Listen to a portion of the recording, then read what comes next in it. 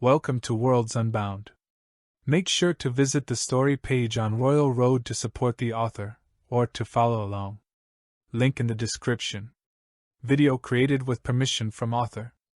Darkling Caster. By Yellow Oats. Chapter 6. Liquid Shadow. Gilver looked at his apprentice, considering what to teach him first. There was a lot. And he had never taught anyone before.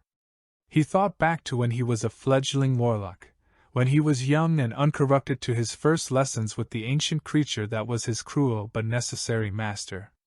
This was going to need a chair, and a desk, and maybe a lot of paper. Gilver led Cixrus out of the side chamber of the orb and back through the main chamber, then into one of the side doors. Instead of another chamber, this door led to another corridor. The corridor stretched into the distance, hinting at the true size of the abandoned Crone War fortress. Gilver grabbed a torch from the wall, lighting it with a small flicker of magic. Some things didn't even need imprints to accomplish.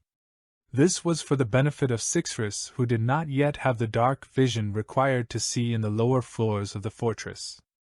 Gilver sauntered down the corridor, then through another door, down a spiral staircase. Cixrus shivered as he was taken down into the cold belly of the beast. A few minutes later they reached a heavy oak door that was of a different style to the other doors all through the gloomy fortress. The door creaked as Gilver pushed it open, its rusted but still slightly greasy hinges squealing with protest. The door pushed open into an archivist's room, albeit one buried under an inch of dust. It had a sturdy desk, shelves of scrolls, books, and a small workbench fitted with all the tools needed for book repair, though the ink and glue had long since dried up.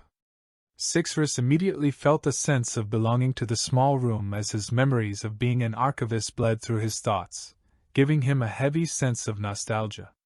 Gilver quickly crossed over to a door on the other side. As they stepped into the sprawling library, Cixrus gasped. This was colossal. Gilver's lips curved up into a slight proud smile at the reaction. This was no human library. What had once been the nest of some hornet-like creatures, with large rocky honeycombed cells, had been worked out and expanded into a winding organic mess of caves.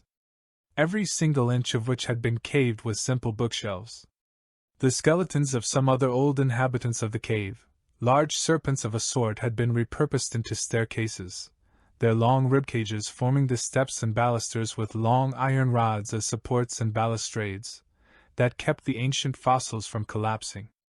The whole room was illuminated a dim green by more of the luminous tendrils, although unlike previous rooms they had grown wild and in some places were almost touching the floor.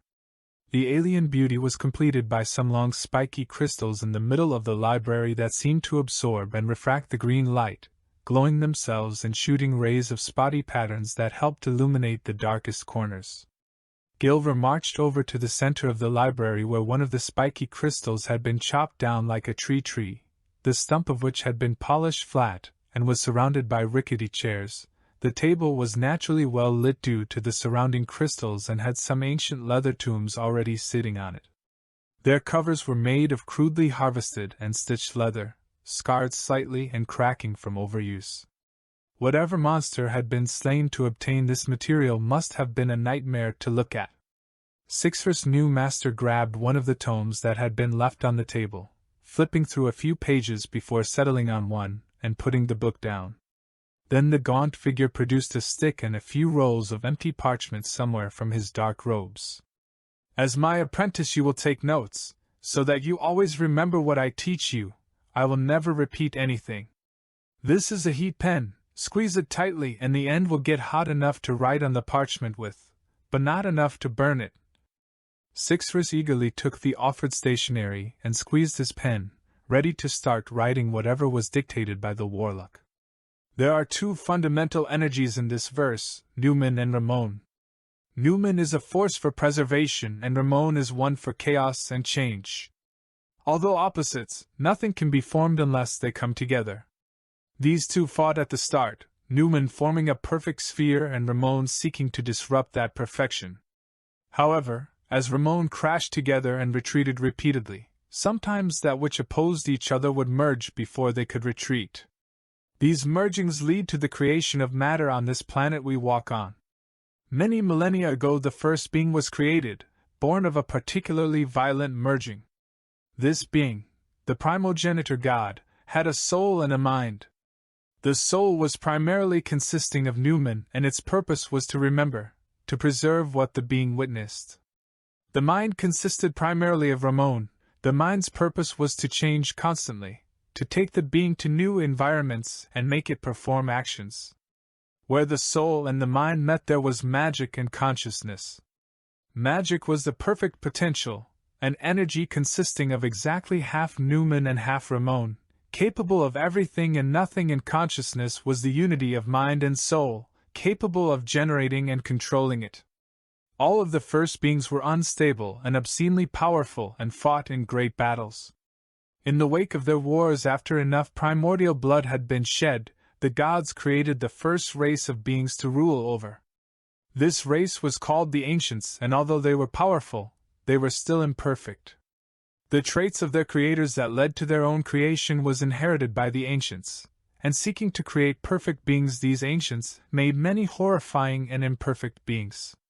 They never quite managed to create that perfect being, but their experiments lead to the creation of the other races, and the lesson they learned was the more imperfect a being was, the more powerful and dangerous it was. Gilver finished his monologue and closed the book and opened another one. That is your history for the day. Now we have that over with, we shall move on to the magic. Cixrus carefully reviewed his notes, all written in the meticulous handwriting perfected by his archivist memories. He wondered how such a race as the warlocks, who were dedicated to evil magic and harm, had managed to compile such a concise, unbiased recount of the convoluted creation myth that was perceived the truest. Perhaps it was their complete lack of religion? Many religions sought to impose their own beliefs upon human history books, often leading them to become long and contradictory. In fact, history was barely taught in magic academies at all due to the number of books around that blatantly contradicted each other. Eagerly he folded the parchment up and got ready for his first lesson in magic. To cast a spell, one must pull magical energy through an imprint constructed in their mind space. They must then imbue the spell with their intent and shape it into its ideal form. We will start with the simplest warlock spell, Liquid Shadow. Liquid Shadow creates a controllable liquid that occupies space and hides you from view. The amount of magic you channel controls the volume occupied, and you can sense what is filled by the shadow, which allows you to more easily hide from opponents. Spells are constructed by channeling magic through an imprint combined with your intention, then they must be compiled and cast through your magic channels. So the first step is creating the required imprint in your mind space. Mind space has an almost unlimited capacity for imprints, although imprints can have different levels and the first stage is always the weakest. For Liquid Shadow you need a basic illusionist imprint. I should have a permaprint somewhere. Gilver put his hand into one of the pockets hidden in his robe and rummaged about, pulling out what looked like a dice. However, it was covered in strange lines and circles instead of the usual dots you would find on a dice. What's a permaprint? Cixrus asked. A magical device that instantly allows you to gain an imprint. It allows you to skip the laborious process of trying to construct your imprints for their base mathematical equations. They are, however, obscenely difficult to make, so not many exist outside of large magic schools. Gilver passed Cixrus the cube. Push your magic into the cube until it glows the brightest, filling the patterns and only the patterns with your magic. When you have finished, pull your magic back in as carefully as you can and try and put it in the same place as the mind seed. Cixrus searched inside himself for one of his magic pools. It was slippery, existing in both the center and at the fringes of his perception. Just out of reach, but in his full grasp at the same time. As he tried to pull from it, it seemed to slip away slightly. Then as he focused on it intently, it seemed to slowly realize that he was trying to pull from it. All of a sudden it opened up, and with a hasty tug he definitely pulled too much out. The magic suddenly shot through his channels like a bullet, his mind unused to manipulating such a force. The magic filled the cube, phantasmic shimmering energies spilling out at the edges, fizzling out as it dissipated from the edges of the cube. The magic responded exaggeratedly and imprecise at first, but as he slowly got a stronger and stronger grip on it, he felt it was easier and easier to manipulate. After a few minutes he had the magic in all the paths of the cube. However, he was having great difficulty trying to stop it spilling out. It didn't seem to want to stay put. It had too much potential. It wanted to move, to change, it needed to. His first attempt at drawing the magic back out of the cube was a warbled mess of lines, and it sort of imploded before he could do anything with it, collapsing in on itself with a sudden rush until it was reduced to a dissipating ball of energy. Gilver chuckled. If magic was easy, the world would be a very different place. It took Cixrus another 12 tries until he eventually ran out of magic, and then another 3 after his magic pool had eventually replenished. He withdrew his magic from the cube and watched as it carefully vibrated, straining against the stillness imposed on it by his mind. However, via raw will and determination he managed to keep it stable. It hovered in mid-air above his hands, slowly rotating, an incomprehensible 3D geometry of lines and circles that sucked in your gaze. Gilver gave a slightly impressed sniff. Quickly push it into your mind space before it destabilizes. Cixrus pulled the magic into himself slowly, the construct pushing through his forehead and then into his mind. As it entered his mind it stabilized, and when it entered his mind space it suddenly shot out, and orbited just a bit further out than the mind seed. Illusionist/pure. A fractal imprint that allows for manipulation of light. With your current level you can use it to cast Tier 1 spells. It is unrefined and therefore quite inefficient. Meditate to receive revelations on how to improve this. Cixrus let out a breath and slumped back in his chair with a loud creak. He could feel the mind seed feeding a packet of information through the mental tether that connected it. Excellent! Now we can move on to casting your first spell. Pull the imprint into the center of your mind, push some magic through it, and imagine a dark liquid that is controlled entirely by you, then wrap up the magic into a ball and push it through your channels. Cixrus grasped at the new imprint that floated in his mind space, and after a few minutes of trying to grasp it and pull it closer, it eventually complied and all of a sudden shot into his mind. There was a sudden nauseating feeling and the world seemed to be full of illusory shadows that jumped out of objects and followed objects, overlaying on them and leaping through space, losing their shape and then gaining new shapes. Do not let the imprint distract you. Those who spend their lives studying the hidden myriad of worlds beyond our perception often end up losing their minds. Gilver said in a sharp tone, breaking his focus on the shadows. After that brief moment of distraction he pulled some magic from the center of his being with his new tenuous ability. The magic showed great resistance, and his mind almost felt strained as he pushed the magic through the imprint with all his willpower. The magic eventually acquiesced and allowed itself to go through, as he imagined it becoming a mass of darkness that absorbed all light and obeyed his thoughts. As the magic emerged from the imprint it seemed to have absorbed his intentions as a few midnight strands of darkness weaved through his thoughts. With another feeling of mental strain he grasped the strands and forced them into a ball. The ball suddenly stabilized floating in his mind, a dark orb that swallowed all light. Then he found the channels that lead the magic through his body and pushed the ball through the one that felt the strongest. Cixrus watched in fascination as a black immaterial liquid that he could not touch but looked real seemed to secrete itself from his palm and hover in place, slowly expanding into a dark area, a few meters in volume. He seemed to have a temporary connection with it that fed in details of its shape and the area it covered into his mind. As it flowed over Gilver and the table he could sense them as areas not filled by the liquid shadow. Soon the shadows went above his eyes and the sense of the spell was the only way he could see.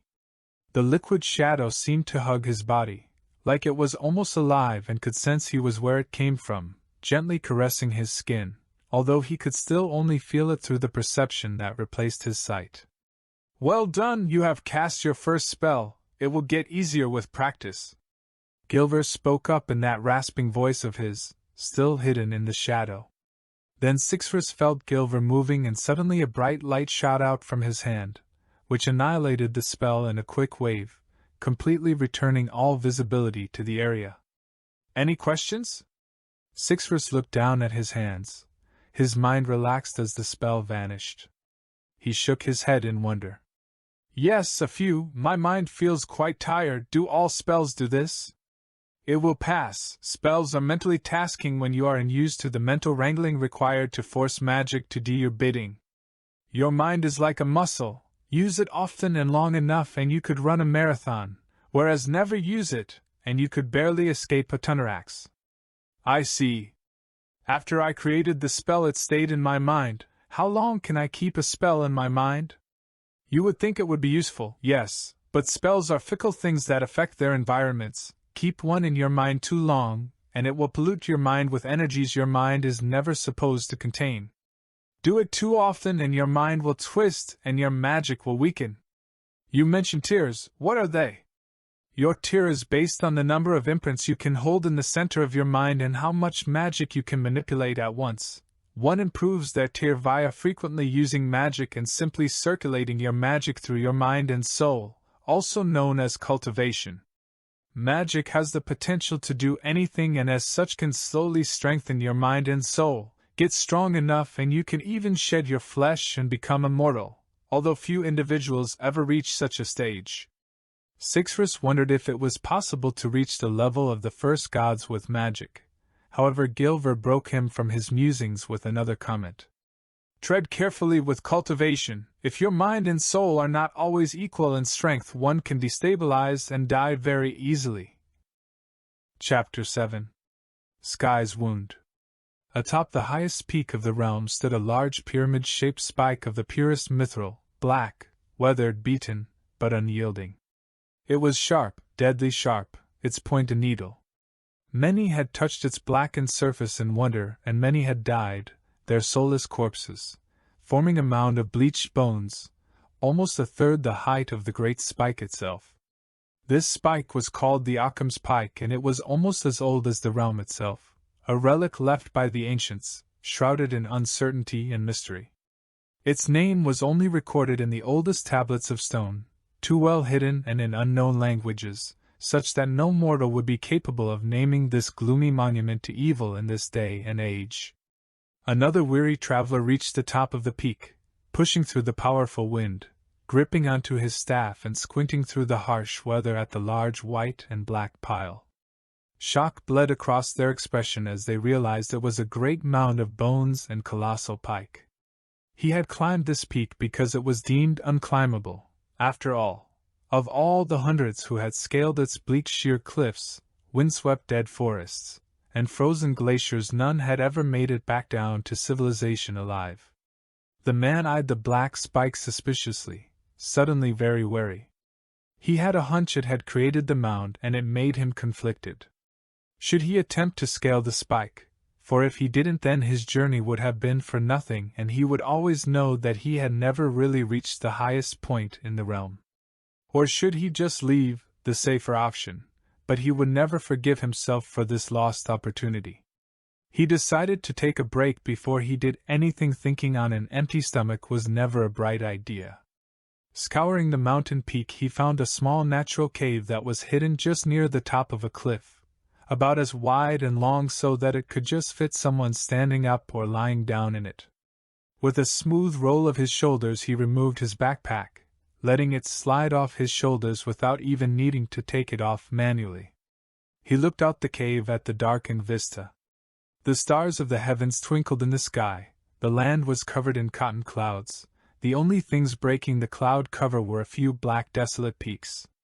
It was a breathtaking view, although it did not override the shock in his mind of seeing the spike and bones. The pack had been his trusty companion on his journey to the heights of the realm. He had climbed all the lesser siblings of this mountain with it, and its scars of mismatched repair patches taken from his socks and sleeves only cemented its sentimental value.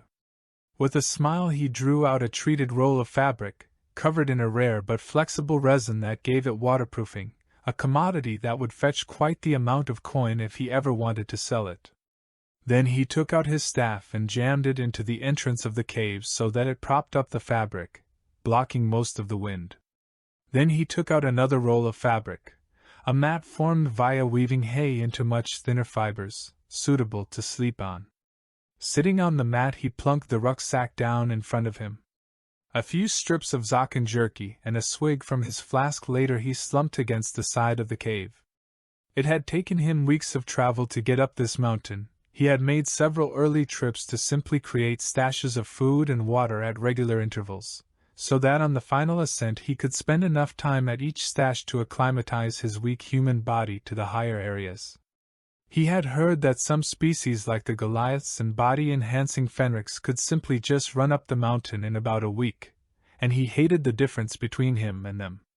The only disadvantage of those races was that they had a low birth rate, but it was annoying to think that the only way to bridge that gap was magic, which so few humans were gifted with anyway. Out of his pack he withdrew another item, a leather pouch full of metal lumps, the knuckle-bone segments of the metal-eating tunarax. Those beasts were rare near the surface, but their bones absorbed all the minerals and metal they ate, becoming a truly rare resource. The lumps of metal were covered in the whorls and traces of runes. Pricking his finger, he let blood drip out before dripping it over the bones. Next he put all the segments in his mouth. He felt the vampiric enchantments activate, with the familiar wave of mental tiredness, as the knuckle bones forcefully withdrew energy from his meager magic pool that he wasn't even capable of accessing. The knuckle bones drank their fill and then began their life-saving work. He felt his body flood with a small wave of vitality, then the odd feeling of having your blood reoxygenate. They also helped to speed up the ingestion and digestion of the food he had just eaten. After a few minutes, he spat them out, grimacing at the unpleasant metal taste they left in his mouth. Then he pulled out his sleeping bag and settled down for the night. The stones had rejuvenated his body. Now he just needed to rejuvenate his mind before he decided to climb down or climb the spike. The man was woken a few hours later by some loud grunts. Lying awake in the darkness, he realized the sounds were getting louder and louder. He left his cave silently and crept up to the top, blinking in the slowly brightening pre-dawn darkness. There was a group of around 5 Goliaths milling around the spike, letting out the grunts of their guttural language as they yelled at each other. The Goliaths wore thick kilts around their waists, constructed of crudely repurposed animal hides, held together with teeth and claws that had been pierced through the hide to hold them secure. Their chests were bare and scarred, their jaws jutting out with small tusk-like teeth that shot out the sides, their expressions warped into permanent snarls by the protruding teeth. Muscles rippled under their gray skin as they moved, betraying the might that their large forms barely contained. He did not reveal himself because Goliaths came in 2 types, one proud and just, the other barbaric and simple, only craving violence. He suspected these were the latter. It was not known what caused this trait, but Goliath children exhibit one of these personalities from birth. Those who showed the bad traits were outcast from the settlements, exiled to roam the wilderness and deep caves alone or in packs. Although in rare cases some could control their violent tendencies to a greater degree and became guards and soldiers, although they always had an eye kept on them. As he looked, one of the Goliaths punched another in the arm for seemingly no reason, and the 2 individuals traded blows until one of the larger Goliaths hit them both on the head with a snarl, intimidating them into stopping.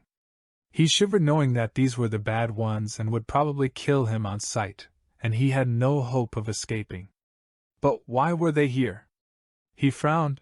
This was a very unusual place to encounter them, because there was no clear reason for the brutes to climb up this mountain. Nothing lived here, there were no plants and animals at all. The largest of the Goliaths left the group and climbed the mound of bone. It got to the top and reached out toward the large black spike. It seemed very calm. He wondered if something was affecting its mentality, or if it was the calmer variant of Goliath, directing its violent kin for some reason. As the large Goliath touched the black spike, there was a sudden flash as energies suddenly left its body, being absorbed into the metal. It was horribly quiet through the process, only falling when its body was reduced to a deflated dead husk a few seconds later. The man gasped, luckily too quiet for the Goliaths to hear. He was glad he had waited before touching the large metal spike. Luckily, he had narrowly avoided the fate that had befallen many before him. He continued watching as the other Goliaths whipped around, suddenly seeing their leader's body fall. They all approached the spike curiously, although when they reached within a few meters of it, they suddenly stopped grunting and calmly walked up, allowing the spike to consume their energies one after another. It must have some sort of mental effect, the man realized, shocked to his core at what he had just witnessed. Deciding not to tempt fate, he quickly packed up his belongings and set off down the mountain as fast as he could go, glad to still be alive. After a few hours he reached the edge of the ravine, a familiar landmark, the ravine carved through the landscape of this continent, 1,000-day walks long and half a day walk across. It was said to be a scar from an ancient war, although he knew not what could cause such a great cut. It was also said to reach the bottom of the realm, but no one had ever reached its bottom and lived to tell the tale. Most civilizations on this continent were built around it, using a series of lifts to more easily access the mines and deeper layers where all manner of dark creatures and precious treasures lived. The ravine split the mountain he was on in two, and it was this landmark that he needed to follow to get back home. Setting a new pace, he continued down the mountain. Several times on his descent down he had to evade groups of Goliaths and other large violent beasts who were ascending the mountain. Something evil was happening atop this mountain, and he needed to quickly get to the nearest human city and warn them of whatever was happening here. As he was third the way down, the sky lit up red behind him, and he turned to witness a great pillar of red energy rising from the spike. It shot into the air, seeming to hit something before it reached the heavens. He was still far above cloud level, so this was a sight that only he would see. There was a vibrating feeling, and suddenly the sky tore open, the red energy creating a rip in the very fabric of the realm. After a few seconds the energy stopped, leaving a red tear in reality sitting there, showing no signs of closing. He watched on in horror as something looked through the tear in reality. A massive crimson eye, with a midnight pupil slicing through the iris. The eye gazed out and then narrowed, turning and focusing on him. He felt something reach out to his very soul, gripping it and slowly crushing it. The man collapsed as his strings were cut. The great eye in the sky blinked, before vanishing. The tear in the fabric of space slowly folded up, still there, but hidden. At this rate it was going to take another 10 years before the tear was big enough that it could enter this realm, the being that the eye belonged to thought. Saliva of the blackest tar dripped from its cosmic maw. Chapter 8. Equip Items. Cixrus was roused from his dreams by Gilver. His dreams had been full of the archivist's memories. The merging of two souls was proving to be a slow process, and he gained knowledge slowly, like he was learning it instead of recalling it. He supposed that made some sense though. Gilver rapped on the door of his sleeping chamber with great heavy blows, making the old doors shift like it was about to be bashed in. Today was 3 days after his first lesson in magic, and he could now perform another illusion spell, Will-o-wisp. It conjured an orb of light which followed him around and could be manually controlled until dismissed. He thought it served as a decent distraction. Gilver had also given him the Sunder imprint, which he could cast one spell with, Slice, which did precisely what it described, slice something with magic. It could not cut anything hard yet, but it could slice shallowly through flesh in case he needed to defend himself.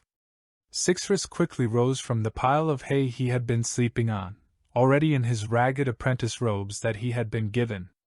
Opening the door, he found himself face to face with Gilver. "Yes? Today we hunt, I hunger." Gilver hastily led Cixrus to a part of the stronghold he hadn't seen before, up the spiral staircase all the way to the top, through several large halls of stone, meant for banquets in the distant past, and past a large thick black metal door that was a stalwart defense that had stood the tests of time. He assumed that was the entrance. Next they went along another side corridor that ended with another metal door similar to that of the entrance. Gilver drew out a long serrated metal key from around his neck, full of sharp angles with tentacles embossed on the handle. He smoothly slid the key into a carved divot, and with a loud clunk and the rapid withdrawing of bolts, he turned it. The door seemed to swing open of its own accord, revealing the chamber beyond. "Welcome to the armory!"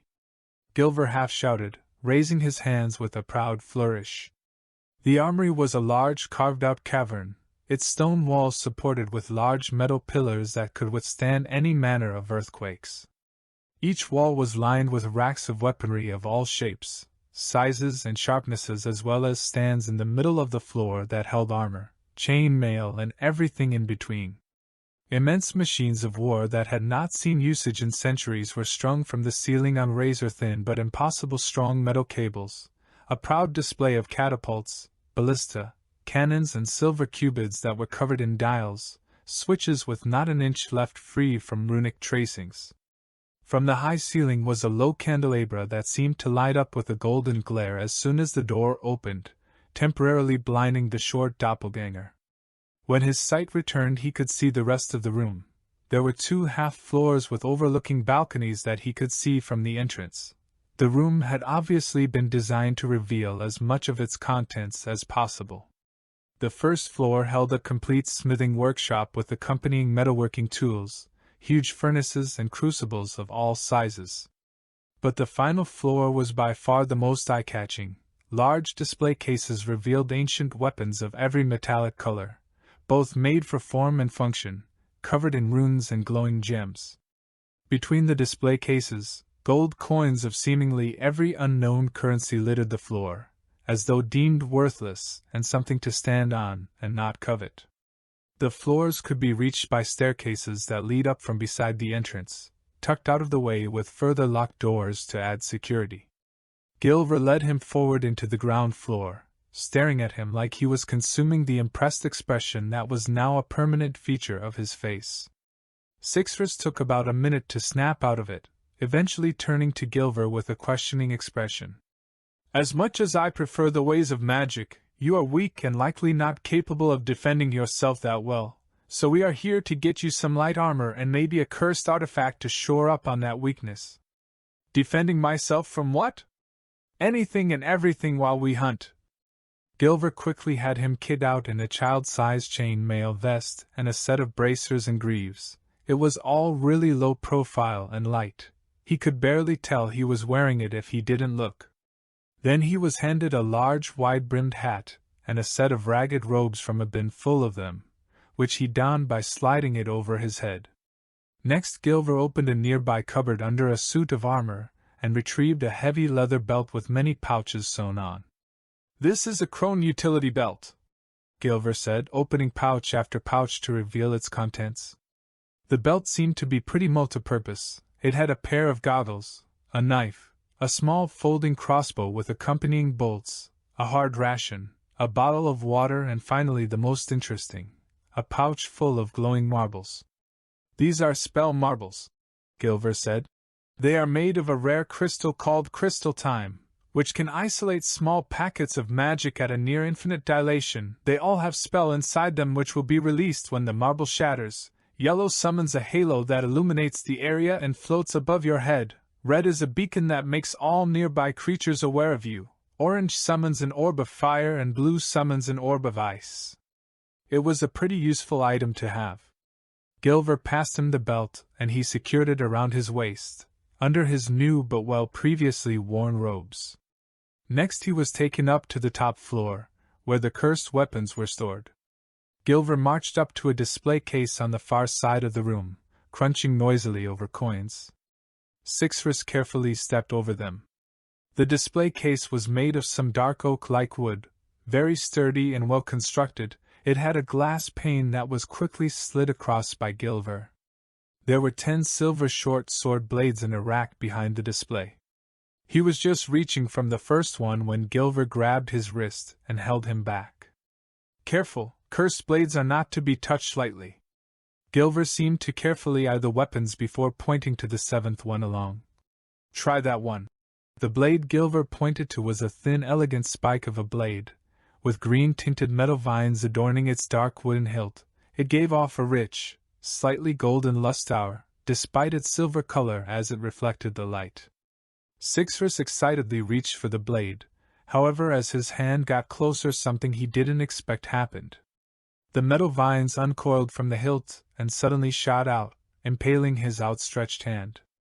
A piercing hot pain filled his mind, as he yelled in pain and yanked back his hand, dragging the blade with it. The vines dug in deeper and completely detached from the blade, their trailing ends wrapping around his wrist. Gilver watched the gruesome spectacle in interest.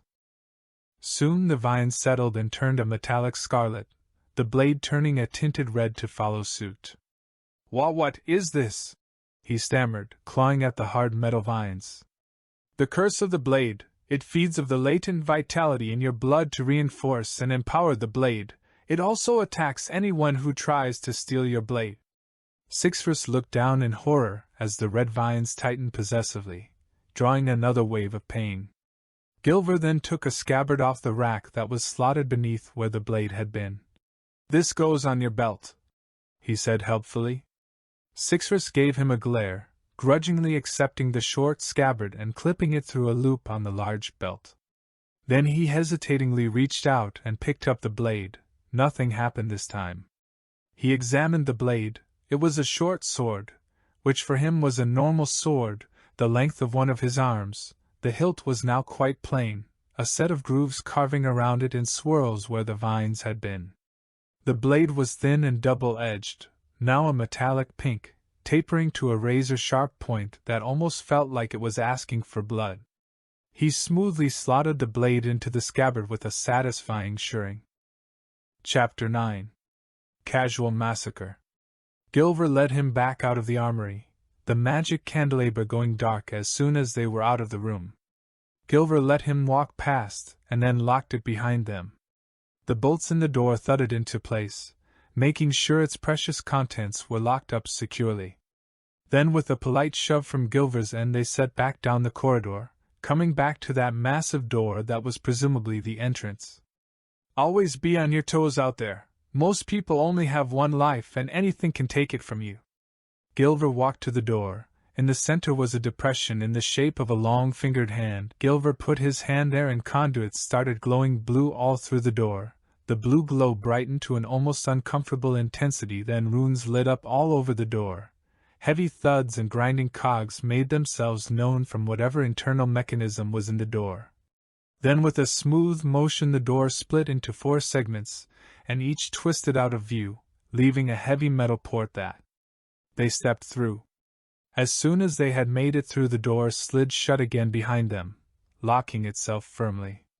Cixrus found himself in a short square tunnel. There were various magical barriers that faintly glowed as they stepped through them, but did nothing to stop them. Then they stepped out into a less neat and quite messily carved tunnel. Cixrus looked behind, seeing a shimmering illusory facade solidify back into place, leaving no trace of their passage. Only a craggy stone wall that was identical to the rest of the tunnel. Must be quite useful, he thought, wondering if it was possible to make such a thing smaller and dynamic as to render oneself invisible. They walked down the tunnel for a few minutes, Gilver setting a demanding pace. Cixrus had to almost jog to keep up with his short legs. The tunnel opened out into a cavern of middling size. It housed a large lake, which glimmered with the reflections from the luminous hanging tendrils in a mesmerizing way. There were several tunnel mouths at the other end of the cavern, but the lake was not possible to skirt. The only way across was a series of stone pillars that jutted out of the water, each one in roughly jumping distance from the next. Gilver pointed down into the water silently, and as Cixrus looked down he realized there was a large dark shape moving beneath the water. It was obviously a monster of some kind, however Gilver left it alone, instead motioning for them to continue and holding a long finger in front of his lips. Cixrus managed the jumps between the pillars quite easily, and when he finally reached the other side, let out a long breath. "It's an ancient guardian, captured in far deeper caverns and brought up to help defend our stronghold. Make a loud noise and it will come after you with everything it has. Leaving the water is no hindrance for it." There were 3 tunnel mouths on the side of the cavern, and they took the third one. The tunnel bent down and declined at a steep angle while spiraling. It will be a hard climb back up, Cixrus thought. Soon the angle lessened and the tunnel split in two. They took the right branch and continued, the tunnel slowly bending back up for a bit before arriving at a literal cliff. The cliff was abrupt, with seemingly no other side. A lip stuck out from its edge, continuing along for a while. "This is the ravine," Gilver said simply. Cixrus gasped in recognition, knowledge from the archivist popping into his mind. It was said to be bottomless. He turned his head up, seeing impossibly far above some stars twinkling in the sky. It was night time then. Gilver led him along the lip for roughly an hour. Sometimes winds would gust up from the ravine with great power, threatening to send them plummeting down. They eventually took another passage that went back into the night layers, this time passing through a maze of narrow tunnels and small caves filled with stalactites and stalagmites that obstructed the passage somewhat. He would not want to find himself traversing this in a rush.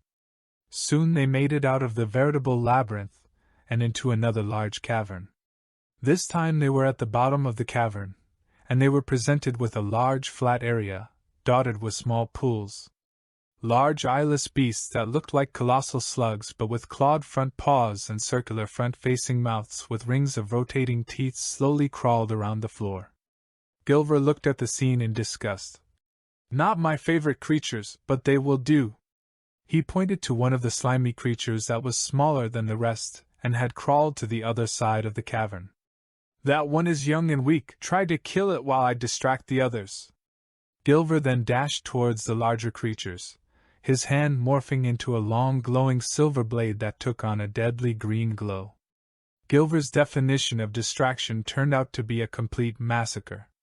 Cixrus watched in horror at the ease his new master dispatched beast after beast, slicing through their flesh like butter, killing the creatures before they could even react.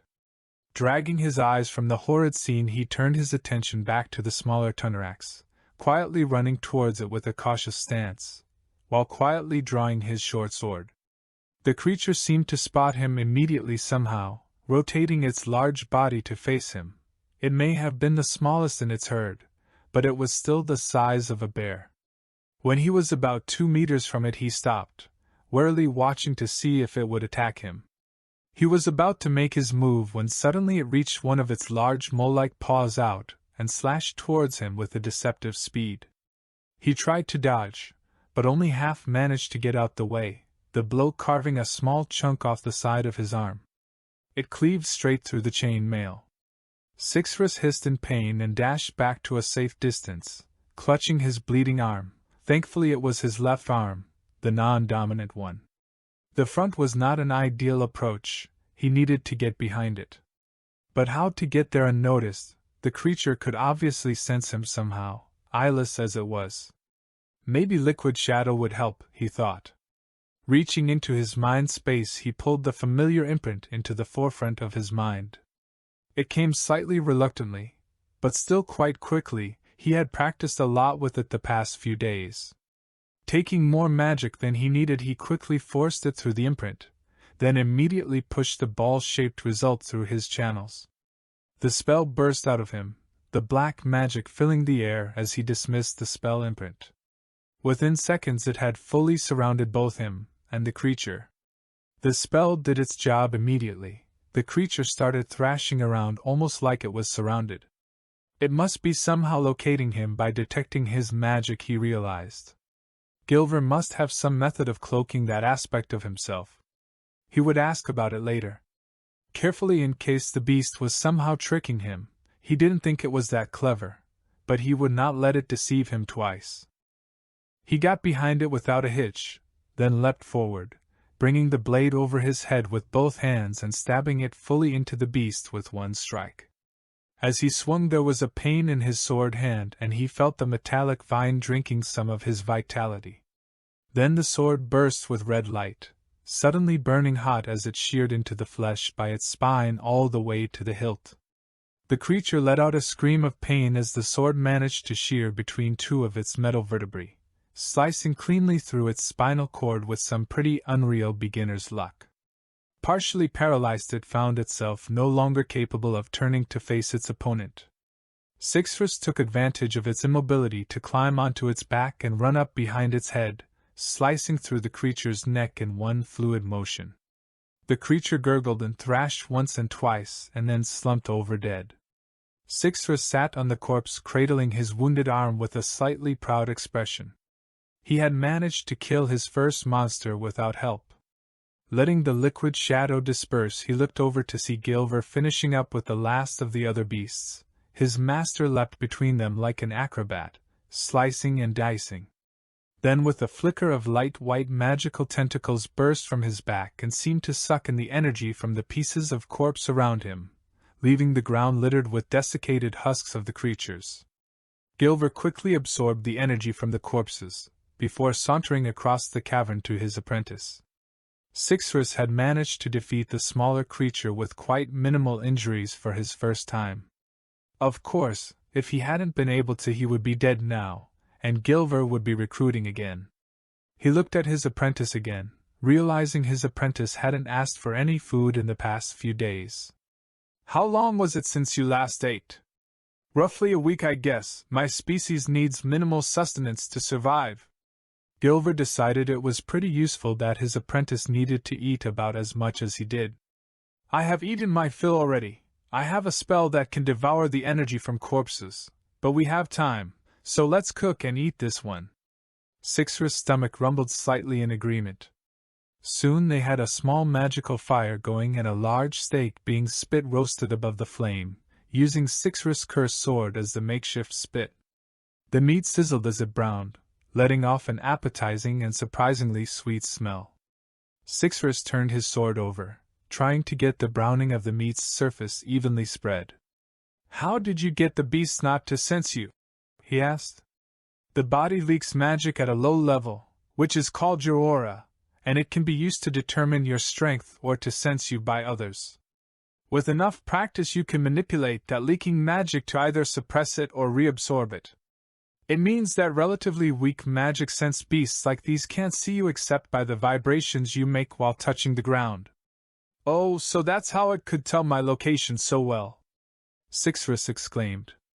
"Was that also why you were jumping between them so much instead of running on the ground?" "Essentially." Cixrus finally deemed the meat good to eat, so he tore off a sizable chunk from the sword with his teeth, marveling at the tenderness of the steak. It tasted like that beef the archivist used to live off. But somehow way better. He felt the magic pool in his center fill up slightly as he swallowed chunks of the delicious meat. "Do you want any?" he asked the tall warlock between chewing. "No thanks, I have long forsaken actually eating. You'll understand why when I eventually teach you this spell," Gilver replied, letting a glowing tentacle lick out into the freshly butchered corpse of the smaller Tunarax. "What tier spell is it?" "Third, it will take you a while to get to this stage, maybe a year or two if you get lucky with the mind seed." Cixrus stood up, treating the steak impaled on his sword like a massive kebab. "I can eat while we travel. Where to next?" "Excellent, I want to check for kelters in the next 2 caverns over, then we can head back." "What's a kelter?" "Basically a rabbit, but taller." "What's a rabbit?" "Shut up." Chapter 10. Dwarven Encounter. Gilver stepped out of the tunnel into the next cavern, shortly followed by Cixrus, still noisily chewing his sword kebab. "So, nam, why is it, so important to get rid of these kelters?"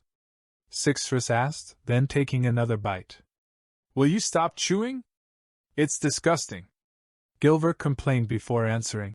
"Kelters are a plague. They are dim, barely a sapient creature, but they breed like rabbits and consume vast amounts of resources. They can have 3 children a year and they reach adulthood in 6 years, meaning their population can triple in just 2 years. Then, because there are so many of them, they have to constantly expand their territories. Gods above, they must love sex. Why doesn't anyone just wipe them all out in one fell swoop? They may be dim, but 1 in 100 is twice as smart as a human, meaning that in large groups they can build war machines on par with the dwarfs. It is simply impossible to wipe them out all at once as a result. So we are effectively pruning them. In a way. The second cavern was completely empty, not even a stray tunnerax. Gilver leant down to a puddle of blood left on the ground. Something was hunting here before us, and it's not a warlock, otherwise there would be corpses.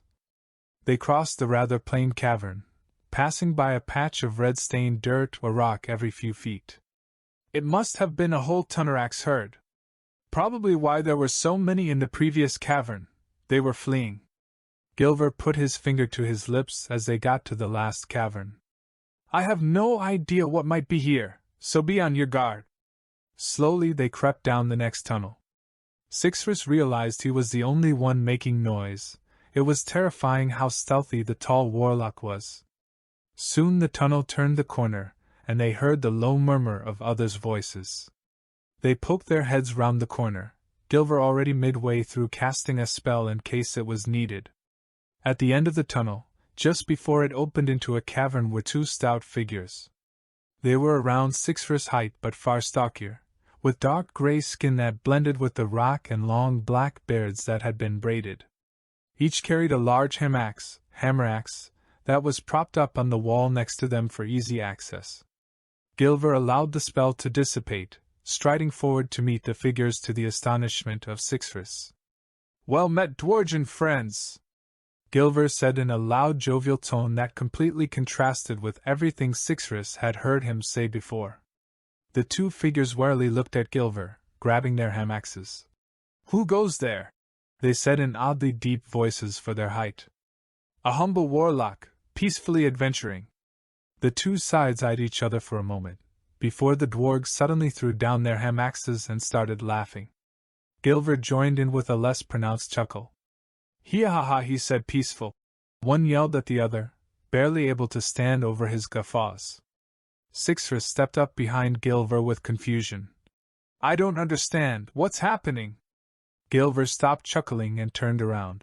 The dwarves and the warlocks have been allies for centuries. We curse or enchant their weapons and they help us out by eliminating the Kelters. Aye, one of the dwarves said, stepping forward to shake Gilver's good hand. The warlocks always pretended they was peaceful and humble. We eventually found out the truth though, and it became something of an inside joke. It's good to see some of your lot in these parts. We had thought you lot had gone extinct. Almost sadly, our ancient territory was attacked by Fenrix. There are only about 50 or so of us left in the layer above. Oh, a nasty race that lot. Let me take you to our expedition leader. He can explain more over a proper drink. Your warlock booze is as good as piss. You'll be glad to know our last distillery closed down half a century ago then. Great news! Even more reason to have a celebratory drink, the dwarf said with a jolly chuckle, leading the two of them through the end of the tunnel, leaving the other dwarf who was still laughing to guard the entrance. What's your name? Cixrus finally asked. Pleasure to meet you, lad. This one's name is Durian Tankardson, and you two are? Gilver 9 Crone, a proud and the last Crone warlock. Cixrus Hathra, warlock apprentice. Good Tommy Cha, if you're looking for a drink or something, simply ask for me down at any dwarven bar nearby. The dwarf led them into the settlement. It was definitely new and by no means temporary. It looked like these dwarves were constructing a town here. They had already filled up the entire cavern with preparations for buildings, the required materials and temporary homes. Eventually they were ushered into a pub-like building that was at the center of the cavern, obviously the first building built because the dwarves had their priorities. The building was short and stout, made of sturdy stone and a dark oak-like wood, because wherever these raucous creatures drank needed to be able to withstand them when they were inebriated. Dorian pushed them into the building with a shove, closing the door behind them and leaving. The pub was a dim affair. Sconces on the walls seemed to be quite bad at banishing the darkness. There were many sturdy tables, all bolted to the floor, and in the center of the pub was a circular bar. A singular male dwarf sat on a tall stall at the bar holding up an unusually fancy-looking silver tankard. Aye, who are you two then? He let out an immense belch. The dwarf was taller than the rest, but not by much, also far buffer than the rest. It had a long graying beard that almost reached to the floor and was dressed in thick leather-like clothes that were probably meant for combat. I am Gilver 9 Crone, one of the last warlocks, and this here is my new apprentice. I'll get straight to the matter at hand. What brings dwarves into the heart of warlock territory? Nice to make your acquaintance. I'm Fallon Greywinter. Bad times these. I was hoping some of ye buggers were still alive. To get straight to the truth, several of our key mines collapsed from colossal earthquakes that happened a few days ago. We traced the source of them over here. You wouldn't know the source of the matter, would ye? There was an earthquake. Cixrus looked around in surprise, completely oblivious. I don't know the specifics either. I heard some rumors about the Fenrics stirring trouble recently, though. Gilver quickly said, using his apprentice's reaction to hide his lie. It would not be ideal if the dwarves decided to kill off the rest of the warlocks in retaliation for the matter. The Fenrics? The elderly dwarf replied, stroking his long beard. Not really an ideal opponent to face for our small force. Do you mind if we stick around in your territory to keep an eye on them? No, your assistance would be welcome if they start trying to overtake the lair. Gilver smoothly replied. All good then, join me for a drink then. Gilver and Cixrus pulled up some of the other stools, Cixrus barely managing to get on top of his. Why would such a short race use so tall stools, he angrily thought. The dwarf banged his fist down on the bar a few times and yelled, 3 more Alesh Maggie. Barely half a minute later a tubby female dwarf barreled in through a side door with a large tray and placed it on the counter, making a hasty retreat. The dwarf plunked 2 more fancy tankards in front of the warlocks and motioned for a toast. Cixrus picked up one and it slipped from his hand. He managed to catch it with his other hand luckily. Well, you be careful with that. Why? It's just a cup. Just a cup? The dwarf bellowed, spluttering with sudden rage at the confused Cixrus. What my apprentice means is it's a fine tankard, Gilver said, eyeing Cixrus. We wouldn't dare insinuate that such glorious containers are mere cups, would we, apprentice? And no, Cixrus said, confused out of his mind. Very well then, the dwarf said begrudgingly. Finish your pints and be out with thee, he replied angrily. Cixrus swallowed as fast as he could, trying not to gag on the strong alcohol. Gilver finished soon after, and they left. They made it back to the entrance quickly, waving goodbye to the jovial Dorian who told them to come again soon. As soon as they were a safe distance from the settlement, Cixrus turned to Gilver. What's their problem with cups? Gilver let out a long sigh and then started explaining. Many millennia ago the dwarfs and the dwarves were one race. However, they had a stupid philosophical argument that tore them apart. One day a young dwarf decided that clay cups were superior to tankards, because it was far better to be able to smash your cup in a dramatic show. He was quickly contested by an older dwarf who pointed out that his wisdom had an error in it, and that was you were wasting the precious alcohol, so the better option was a lidded tankard, which could be bashed around while keeping your drink safe. This argument became the sole focus of the dwarven race for a few years, and it resulted in being accepted by 2 political parties vying for power. The argument was so contested that when one of the sides lost, in this case the dwarves, instead of accepting the other party's win, they decided to leave, to go far deeper underground where they could keep to their ideal without having to be contested by cup lovers. But that's ridiculous. You're telling me an entire race was torn apart over what drinking implement they preferred? Cixrus exclaimed. Indeed, it's very silly, but don't let any dwarf or dwarg let you hear that. It's best to just ignore the matter, for bringing it up in the presence of any of either race is sure to end up angering them into hating you. Just agree with both sides that theirs is the best option. Gray skins like tankards, clay skins like cups. Cixrus walked in silence, mulling over the ridiculous matter. If you enjoy the story, please leave a like and comment to let me know you want more. Make sure to support the author by liking the official story page on Royal Road, link in the description.